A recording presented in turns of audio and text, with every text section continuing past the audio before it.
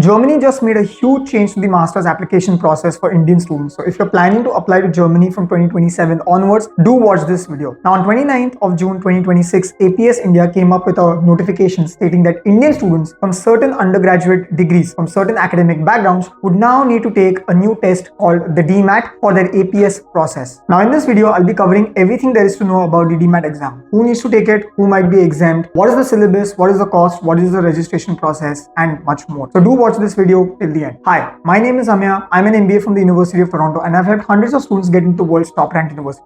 I also make videos to help students make the right study abroad choices and career choices. If you haven't already, do subscribe to this channel. It will be a win-win for the both of us.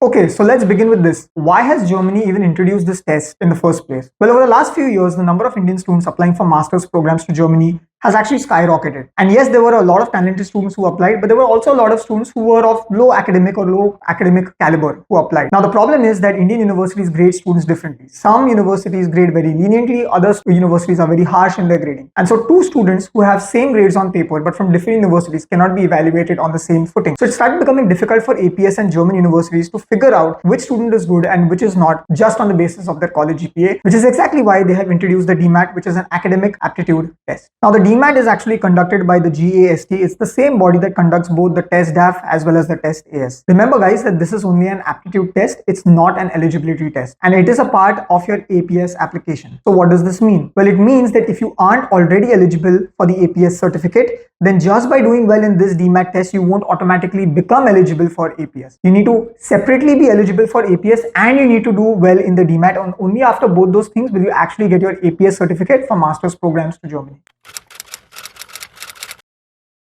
Now, assuming that you do need to take the dMAT and we'll come slightly later to who actually does need to take this test, what even is on this exam and what do you need to prepare? Well, there are two modules to this test. You have the core module and the general academic module. Both of these are 90 minutes in duration with a 30-minute break.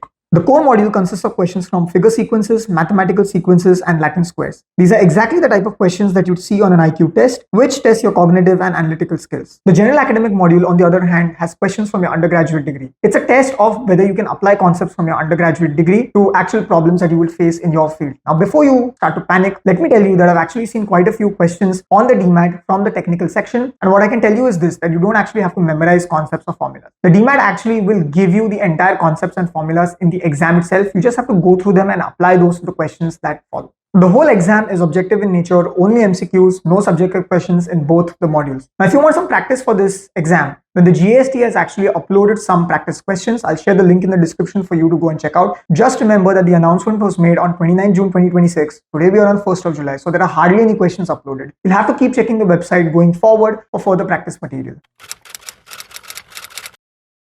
Now next, let's talk about the score and the validity of those scores. The test is scored between 0 to 200, so you get a total score between 0 and 200 with 100 set as the average. Along with that, you also get a percentile rank, and both your percentile rank as well as your total score are going to be on your APS certificate. So this means that when you're applying to universities, every university is going to see both your percentile score as well as your total score. Now obviously, if you get a higher score on the dMAT, it improves your chances of getting a visa. But the real question is, does a higher score also improve your chances of getting admitted to a top ranked public university in Germany? And frankly speaking, I don't know. It's too early to tell. But it's safe to say that if universities have access to all students' scores, then they are going to use it to compare who are the high quality students versus who are the low quality students. So do prepare carefully and seriously for this test. Now, the good news here is that once you take the test, the score is valid throughout your life. So you can take the test today and in theory apply to German universities after a few years. It will make no difference to your application.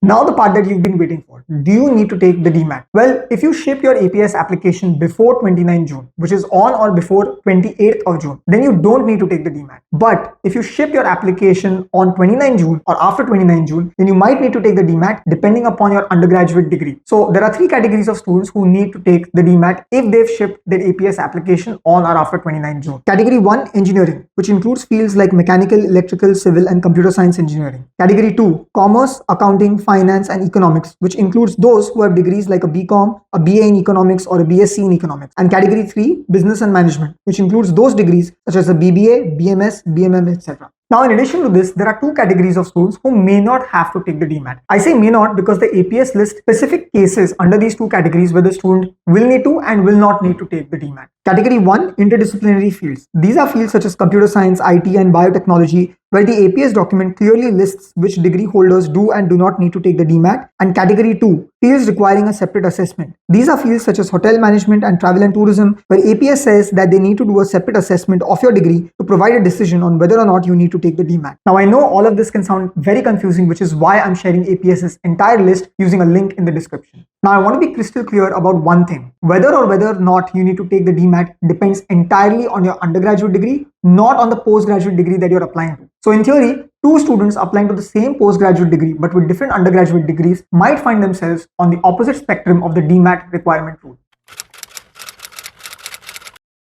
Okay, so finally, let's talk about the registration process, timelines, and costs. So registration started on 29 June 2026. The last day to register is 15 September 2026. The test is on 26 September 2026, and the certificate will be available on the g.a.s.t website on 12th October 2026. As of today, g.a.s.t says that this exam will be conducted across 10 cities in India. You should be able to see the list on your screen right now. And remember that there is a registration fee for this exam. It's 150 euros and it needs to be paid through the g.a.s.t portal itself. That's it for now. This is a really big development, and both APS as well as g.a.s.t are updating their websites for further information as I film this video. I'm tracking all the updates very closely, and if there are any important updates, I'll share it with you on this channel. So do stay tuned for updates. Thanks for watching this video. If you have any questions, do let me know in the comments. I'll see you in the next one.